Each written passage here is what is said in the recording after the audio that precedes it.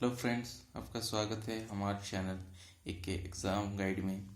तो सबसे पहले मैं आप सबको नव वर्ष की हार्दिक शुभकामनाएं देता हूं।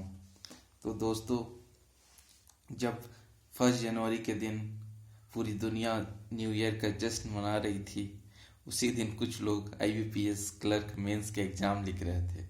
तो आज मैं उसी एग्ज़ाम का रिव्यू देने वाला हूं कि एग्ज़ाम कैसा था और कट ऑफ कितनी जाने की आशंका है। तो चलिए दोस्तों, शुरू करते हैं। तो देख ये आईपीएस क्लर्क का मेंस का एग्ज़ाम जो हुआ है वो प्रीवियस एग्ज़ाम से डिफ़िकल्ट था। तो डिफ़िकल्ट होने पे क्या होता है कि कट ऑफ कम जाते हैं, क्योंकि क्वेश्चन सबके सबके लिए डिफ़िकल्ट होता है तो बनाना मुश्किल होता है, इसीलिए कट ऑफ हमेशा कम होता है। तो इसमें भी हमें जैसे कुछ स्टूडेंट से बात करके पता चला कि उन सब ने अटेम्प्ट लगभग 120 130 ऐसे किया है, मतलब अच्छे अच्छे स्टूडेंट्स ने। तो कट ऑफ जाने की आशंका मुझे अभी तक लगता है कि कट ऑफ 80 से 120 तक जाएगा, उससे ज़्यादा जाने की आशंका नहीं है, क्योंकि डिफरेंट स्टेट्स में अलग कट ऑफ्स होते हैं। तो इसी रेंज में कट ऑफ्स जाएंगे। ठीक है दोस्तों, तो चलिए देखते हैं। तो रीजनिंग में था कि 40 क्वेश्चन था और 50 मार्क्स क्वेश्चन 40 थे, और ये 30 मिनट इसमें टाइम था। और टाइमिंग इंडिविजुअल टाइमिंग्स था दोस्तों, ईच सेक्शन के लिए इंडिविजुअल टाइमिंग्स थे। आप रीजनिंग में है तो रीजनिंग में आप 30 मिनट आपको कवर करने होंगे, 30 मिनट ख़त्म करने होंगे, तभी आप दूसरे सेक्शन में जा पाएंगे। ठीक है, सभी में इंडिविजुअल टाइमिंग्स थे।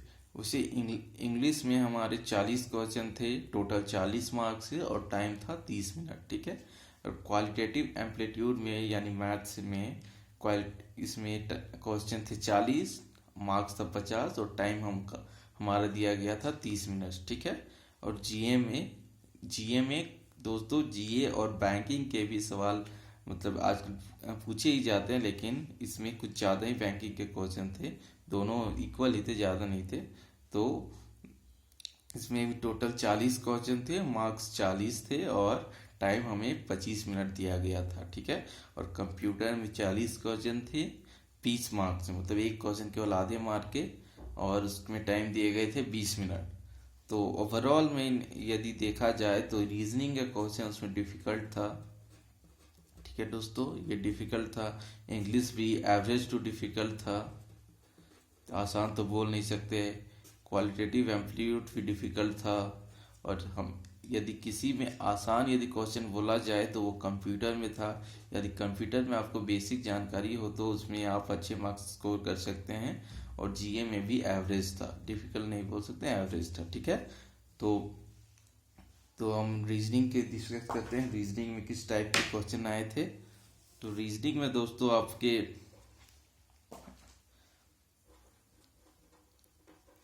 रीजनिंग में हमारे डाटा सफिशिएंसी के 5 क्वेश्चन थे। डाटा सफिशिएंसी के 5 क्वेश्चन थे। ठीक है, ये 5 नंबर के क्वेश्चन फिर हो गए आपके। सॉरी, रीजनिंग में हमारा ये मैथ्स का है। अब रीजनिंग में हमारा है पजल। सबसे ज़्यादा क्वेश्चन आपको पजल और सीटिंग अरेंजमेंट में पूछे गए हैं। ठीक है, सीटिंग अरेंजमेंट और पजल से सबसे ज़्यादा क्वेश्चन पूछे गए हैं आपको दोस्तों।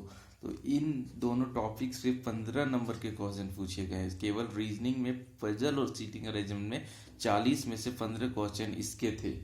बाकी आपके क्वेश्चन थे लॉजिकल रीजनिंग से,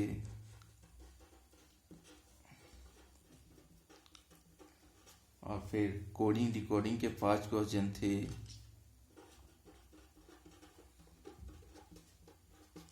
फिर आपके मिसलेनियस यानी डायरेक्शन सेंस, आपका डायरेक्शन है या ब्लड रिलेशन है, तो इससे रिलेटेड आपके 5 क्वेश्चन थे मिसलेनियस के। ठीक है, और बाकी लॉजिकल रीजनिंग था, और डाटा सफिशिएंसी भी था इसमें। ठीक है, रीजनिंग में भी डाटा सफिशिएंसी था, सॉरी। ठीक है, और ये लगभग लगभग ये, और लॉजिकल रीजनिंग 10 मार्क्स के थे।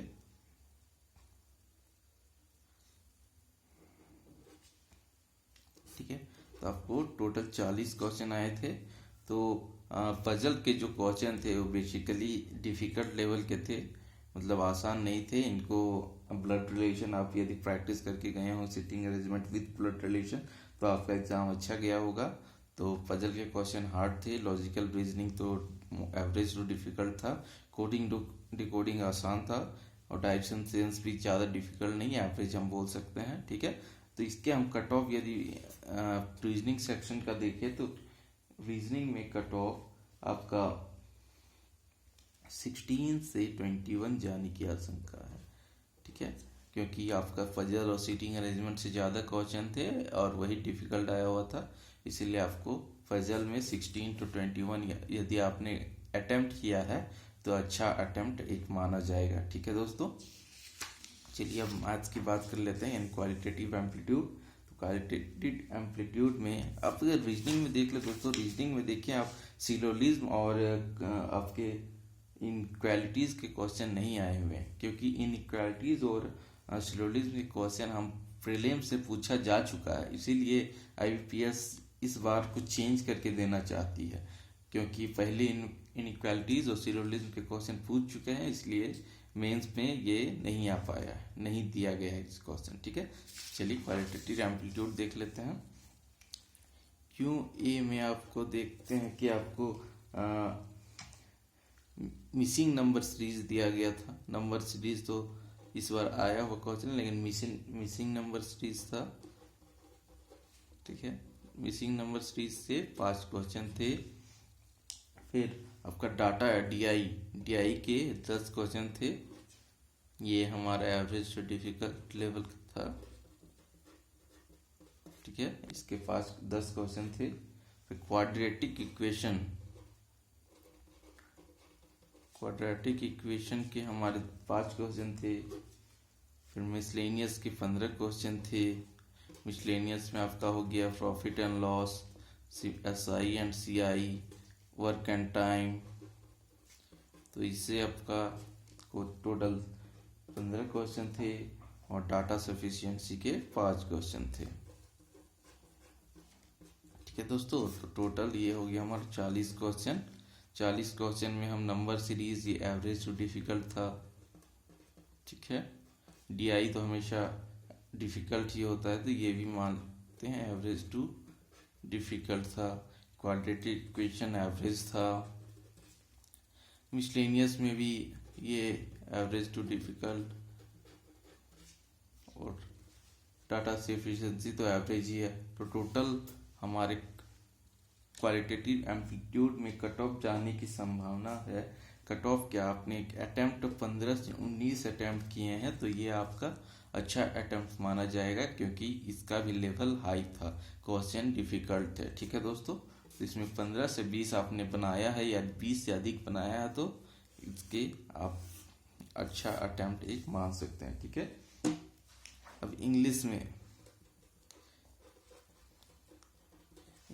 भी आपने यदि 17 से 22 क्वेश्चन यदि आपने सॉल्व किए हैं, तो इसको भी एक गुड अटेम्प्ट माना जाएगा, क्योंकि इसके भी क्वेश्चन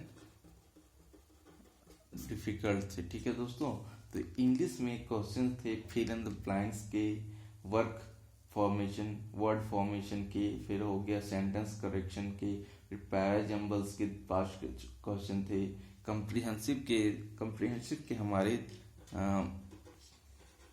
कंप्रीहेंशन से हमारा 10 क्वेश्चन था दोस्तों। और कंप्रीहेंशन यदि स्टोरी बेस्ड रहता है तो इजी होता है, लेकिन कंप्रीहेंशन स्टोरी बेस्ड नहीं था दोस्तों।